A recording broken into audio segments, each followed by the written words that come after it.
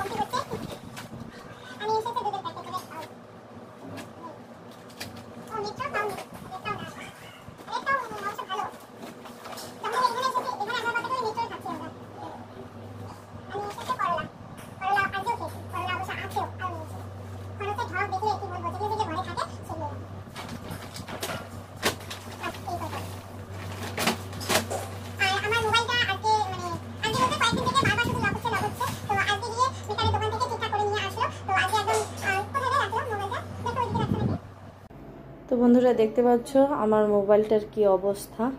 তো আজকে ব্যাগটা আর কি লাগিয়ে নিয়েছে, ব্যাক কাভারও লাগিয়েছে। কাভারটা দেখতে অতটা ভালো নয়, তো দোকানদার বলল যে এই কাভারটা নাকি দাম কম, তারপরেও আর কি ভালো কাজ হয়, প্রোটেকশন।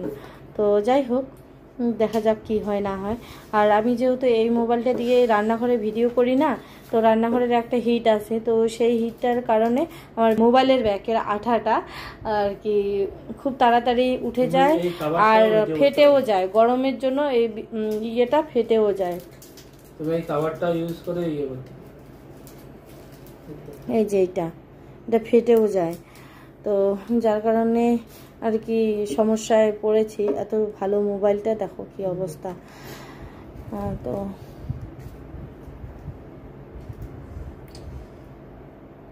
ফোলা ফোলা লাগতেছে না মাঝখানটা?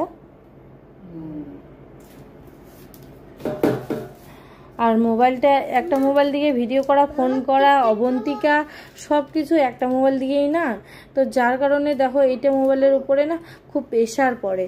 দেখো মেন যে টাচটা সেটাও ভেঙে গেছে, কোথায় এখন লেগেছে, এই অবস্থা হয়েছে।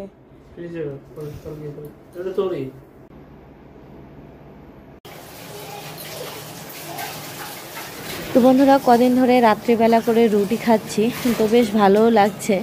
আর আমি বেশিরভাগটাই এসির ঘরে গিয়ে আর কি রুটির বেলে টেলে নিয়ে আসি। আজকের ওয়েদারটা একটুখানি নর্মাল আছে, বৃষ্টি হয়েছিল, তো যার কারণে এই যে এখানেই করে নিচ্ছি আর কি। তো বন্ধুরা রুটিগুলো একটু বড় করে নিচ্ছি, কারণ হচ্ছে আমার যে বোন এসেছে ও না 2টা কি 3টা, এর বেশি রুটি নেবেই না। আজকে আমি বুদ্ধি করে নর্মালি আর কি আমি ছোট ছোট রুটি করি আর কি, তো সেই জায়গায় 2টো আর কি রুটির যে লেচি একসঙ্গে মিশিয়ে যতটা বড় হয় তো ততটা বড় করে ডোটা মানে লেচি কেটে নিয়ে আর কি করছি, রুটিগুলো বেলে নিচ্ছি, অনেকটাই বড় করছি, তাওয়া সমান। যেমন কথায় বলে না, যেমন পরিস্থিতি তেমন তার পরিস্থিতির উপায় বের করতে লাগে, সেই জন্য আমি বড় বড় করছি। ও এখনও কিন্তু দেখেনি, দেখলেই বলবে ও বাবা এত বড়। তাও আর কি 3টা। ওকে বলেছি যে তুই কটা করে রুটি খাস, ও বলছে 2টা কি 3টা, তা আমি ধরে নিয়েছি তো 3টা খেতেই হবে। দেখি ও এখানে এসেছি তাকে মানে খাওয়া দাওয়াটাও ঠিকঠাক করতে পারছে না, কেন জানি না। আমার হয়তো রান্নাবান্না অন্যরকম হয়ে গেছে, বাড়িতে সবাই অন্যরকম করে রান্নাবান্না করে, আর এখানে বিশেষ করে সব সবজি কেনা না, আর বাড়ির ওইদিকে মুখে রুচি টুচি না থাকলে আমাদের বাড়ির ওইদিকে লোক কী করে মানে এদিক ওদিক থেকে যা সবজি পাওয়া যায় তাই খায়, আর তাতে আরও মানে স্বাদটাও বেশি, ভিটামিনটাও বেশি। কেনা সবজি কমই খাওয়া হয়, আর কেনা সবজি ঠেকা সারা আর কি। কেনা সবজিতে বেশিরভাগ শাঁসসরি দিয়ে করে, অত একটা টেস্ট পাওয়া যায় না। আর বাড়ির আশেপাশে আমরা যে নিজে হাতে লাগাই বেশিরভাগই অর্গানিক, ওই সবজিগুলোর আর কি টেস্টটাও বেশি হয়। তো ওই সবজিগুলো খেতে খেতে এদের হচ্ছে অভ্যাস। আমিও প্রথম যখন এখানে এসেছি আমারও অসুবিধা হয়েছিল, এখন কিন্তু সেগুলো জিনিস মানে হয়ে গেছে, নর্মাল হয়ে গেছে, এখন আর ওগুলো মালুম হয় না। ঝিঙা, আলু, পটল এগুলো, ভেন্ডি এগুলো একটু কমই খাই। যেমন আমাদের বাড়িতে লাউ থাকে, কুমড়া থাকে, কুমড়ার আগাল, তারপর কচু শাক, তোমরা অনেকেই বলো যে ঘাটখোল, তো ওগুলোকে আমরা চামঘাস বলি। তো ঘাটখোল, কুমড়া ফুলের বড়া, বক ফুলের বড়া, আরও অনেক ধরনের কিন্তু বাড়িতে শাক সবজি থাকে, তো সেগুলোই বেশি ইউজ হয়। আর ডাল টালও কিন্তু আমাদের বাড়িতেই হয়। কিছুদিন আগে আমাদের বাড়িতে যেমন উড়ার ডালটা করেছিল, ঠাকুরের ডাল যেটা, তোমরা এদিকে কী যেন বলো, বিউলির ডালটাও ঘরেই করা হয়েছিল। তারপর খেসারির ডাল, দাদুবাড়ি ওইদিকে মুসুর ডালটা হয়, দেশি মুসুর ডাল, একদম চরে, নদীর চরে করে আমদানি করে, তো ওগুলো। তারপর আবার আরও বিভিন্ন ধরনের ডাল আমরা বাড়িতেই পাই, ওই ডালগুলোর টেস্টটাই কিন্তু অন্য রকমের। ওল বাড়ির, তারপর কচুর বই বাড়িতে করা হয়। তো যাই হোক বন্ধুরা, অনেক গল্প করলাম। তো আজকে রাত্রিবেলা খাবারে আছে কুমড়া ভাজা, রুটি, অবন্তিকা দুধ দিয়ে খাচ্ছে, আর একটা আম কেটে নিয়েছি, এগুলো দিয়েই। তো বন্ধুরা সকালবেলা উঠে 2 বোনে রান্নাঘরে চলে এসেছি। আমি টুকটাক মাজা ঘষা আর কি ছিল, তো সেটা করে নিলাম, রাত্রিবেলায় করে রেখেছি। আর রুটি ভাজার পরে কিন্তু শরীরটা এমন হয়ে যায় গরমের চোটে, স্নান না করে থাকাই যায় না। কালকে রাত্রিবেলায় স্নান করেছিলাম, রান্নাঘরটা পরিষ্কার করে তারপরেও আর কি 2-1টা বাসন ছিল বেসিনে, ওটা মেজে নিচ্ছি। আর আমরা তো ফ্রেশ হয়ে গেছি, এই রিয়া করছে চা, আর আমি অল্প কয়েকটা বাসন আর কি মেজে নিচ্ছি। আর রিয়া আসার পর আমার যে এত হেল্প হচ্ছে না কি বলবো তোমাদেরকে। ধরো সংসারের প্রত্যেকটা কাজ আমাকেই খুঁটিনাটি সব কিছু করতে লাগবে। রিয়া আসার পর আমাকে ঘর ঝাড়ু দিতে হয় না, সকাল সন্ধ্যা চা করতে হয় না, জল ভরাতে হয় না, অনেক কিছু ধরো রিয়াই করে। তো আমার মানে সেই আরামে আছি। কয়েকদিন ধরে বাড়ি থেকে আসলাম, যে বাড়িতেও আর কি অত কাজবাজ করিনি, আর বোনেই আর কি সব কিছু রান্না বান্না সব করে খাইয়েছে। আমার বোনগুলোকে নিয়ে আমি বলতে পারো আমি একদম সুখী দিদি। সত্যি কথা বলতে দিয়ে তো আরও বেশি খড়খড়ি কাজের।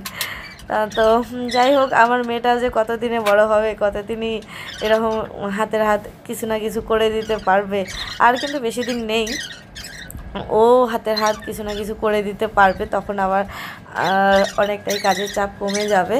তো কালকে রাত্রিবেলার কয়েকটা রুটি ছিল, আমরা চা দিয়ে খেয়ে নিচ্ছি। বাসি রুটি খাওয়া নাকি হেলথের জন্য ভালো, অনেকের কাছে অনেক গল্প শুনি। তো 3টে ছিল না, অনেক কটা ছিল। অবন্তিকার বাবা দুধ দিয়ে আজকে রুটি খেয়ে অফিসে চলে গেছে, আর আমরা মানে 3জনে একটা একটা করে রুটি চা দিয়ে খেয়ে নিচ্ছি। আর মুড়ি একটুখানি ভুজিয়ে দিয়ে মেখেছি, তো সেটা আর গেল না, রুটিটাই ভালো লেগেছে। তো বন্ধুরা, চাটা খেয়ে কয়েকটা কাপড় ধোয়ার ছিল, সেগুলো ধুয়ে একবারে স্নান করে নিলাম। তো নিয়ে চলে যাচ্ছি এখন ছাদে কাপড়গুলো মেলে দিয়ে তারপর এসে রান্না বান্না করব। এই ফ্ল্যাটে আসার পর অনেক সুবিধা পেয়েছি, কিন্তু তারপরেও ভাড়াটিয়াদের কিছু না কিছু আনুষঙ্গিক অসুবিধা থেকেই যায়। যেমন ধরো এই টার বাঁধানোর কোনো জায়গা নেই, একটা বাসা আছে, তো আমার টার একটু বেশিই লাগে। তো 2টা দড়ি একসঙ্গে দেখো কেমন করে বেঁধেছি, 2টার মধ্যে কাপড় জামা দেই। রৌদ্র আছে জন্য শুকিয়ে যায়, ঠান্ডার দিনে বৃষ্টি বাদল দিনে কী যে হবে ভগবান জানে। তো এখানে তো যাদের টার তাদের লাগে, আবার অন্যের টারে দেবো, আবার কেউ কিছু বলে নাকি, সেটাও একটা ব্যাপার। তো আমাদের ফ্ল্যাটের পাশে একটা ফ্ল্যাট আছে, তো ওই ফ্ল্যাটের আন্টিটা খুব ভালো, বলে কি আমরা ওইখানে টার দিয়েছি, তুমি চাইলে দিতে পারো, যেদিন ফাঁকা টাকা থাকবে দিতে পারো, আমাকে বলেছে। তো তাও আর কি আমি আবার মনে মনে ভাবি, ওরা এখন কবে টারে কাপড় জামা মেলে দেয়, আমি বা ওদের টারে কখন দেই, আবার কোনো খারাপ পাবে না। তো সেই কারণে কিন্তু দেই না, ওই আমার 2টা টারের মধ্যেই আর কি এভাবে দেই। বন্ধুরা, এখানে দেখতে পাচ্ছ শুক্তোর জন্য সবজি কেটে নিয়েছি। এখানে আছে গাজর, সজনে ডাঁটা, করলা, তারপরে আছে রাঙা আলু, যে কাঁচা কলা, আর আছে পেঁপে। তো বেগুনটা এখনো কাটা হয়নি, বেগুনটা কেটে নিচ্ছি। তো বন্ধুরা, শুক্তো রান্নার আগে আমি শুক্তোর মশলাটা ভেজে নিচ্ছি। প্রথমে কড়াইয়ের মধ্যে দিয়েছি হচ্ছে রাঁধুনি, পাঁচফোড়ন, আর হচ্ছে শুকনো লঙ্কা। আজকে শুক্তোর মধ্যে একটুখানি ঝাল বেশি দেবো, কারণ রিয়া না মিষ্টি মিষ্টি তরকারি প্রথমবার খাবে, তো খেতে পারে কি না, এর ঝাল লবণ মিষ্টি সব কিছু যদি পারফেক্ট থাকে তাহলে যদি খেতে পারে। তার মধ্যেও একটা সমস্যা আছে, সেটা হচ্ছে ও পাঁচফোড়নের গন্ধ আর কি সহ্য করতে পারে না। তারপর আবার কি বলে, পাঁচফোড়ন যদি ডালে বা সবজিতে দেওয়া হয়, ও বেছে বেছে বেছে বেছে থালার এক কোনায় রেখে দেবে। আমিও একটা সময় ওরকম ছিলাম, অবন্তিকাও ওই একই, পাঁচফোড়ন দিলে খেতে চায় না। এখন তো আমার কোনো কিছু সমস্যা নেই, কিন্তু অবন্তিকার আর রিয়ার একটু সমস্যা হয়। তো যাই হোক, কোনো ব্যাপার না, প্রথমবার নতুন সবজি আজকে ট্রাই করবে, দেখি খেতে পারে কি না। আর অবন্তিকার বাবা বলে গেছে যে এবছর সেরকম শুক্তো টুক্তো খাওয়া হয়নি, তো এখন যেহেতু তোমার রাঙা আলু, তারপর গাজর, তারপর করলা, এগুলো সজনা সব কিছুই পাওয়া যায়, তো এখনই যদি না খাই পরবর্তীতে কিন্তু এগুলো জিনিস পাওয়া যাবে না, তখন কিন্তু খেতে মন চাইলেও আর থাকবে না, আর সব কিছু জিনিসের দাম তখন কড়া থাকবে। তো তার মধ্যে নিরামিষ খাচ্ছি কয়েকদিন ধরে। তো যাই হোক বন্ধুরা, প্রথমে আমি বড়ি, করলা, বেগুন এগুলো আর কি এক এক করে ভেজে রেখে দিচ্ছি।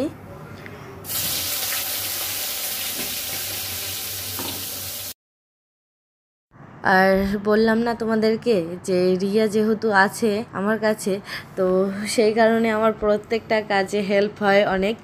ওকে বললাম যে নারকেলটা করে দে, তো আমি ফাটিয়ে দিয়েছি, ও নারকেলগুলো খুব সুন্দর করে ছুলে ছুলে আমাকে দিল। তো নারকেল দুধ বানিয়ে নিচ্ছি এখানে। মোবাইলটাকে নিয়ে এত সমস্যায় পড়েছি না, কি বলবো তোমাদেরকে, বারবার শুধু এডিট করার সময় লক হচ্ছে। তো ভিডিও দিতে দিতে আমার এত মানে রাত হয়ে যায়, কি বলবো, প্রত্যেক দিন তো ভিডিও করতে পারিই না, কারণ বারবার লক হয়ে যায়। কোনো দিন রাত্রিবেলা লক হলো, সকালবেলা খুললো, আর যদি এইভাবে যদি সুইচ অফ হয়ে যায় তাহলে কি করে ভিডিও করি, আর কি বা ভিডিও আমি এডিট করি। আর যদিও বা কষ্টে মষ্টে কয়েকটা ভিডিও আমি অবন্তিকার বাবার মোবাইল থেকে ভিডিও করে নিয়ে এখানে হোয়াটসঅ্যাপে, আমার এই মোবাইলটাতে হোয়াটসঅ্যাপে দেওয়ার পর আর কি এক এক করে ভিডিও এডিট করতে যাই, তারপর আবার এডিট করার সময় বারবার লক হয়ে যায়। কি যে সমস্যায় ভুগছি না কি বলবো।